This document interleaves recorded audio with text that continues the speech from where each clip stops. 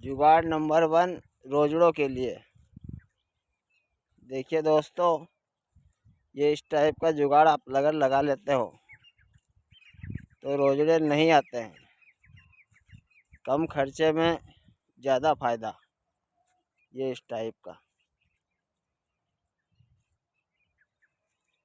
ये मैंने पूरे खेत में लगाया है मेरे, देख लो।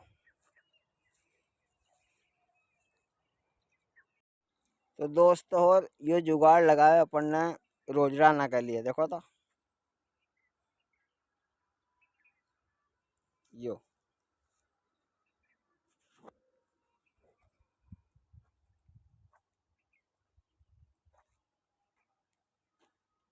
अब यो सक्सेस होएगो कि नहीं होएगो, यो।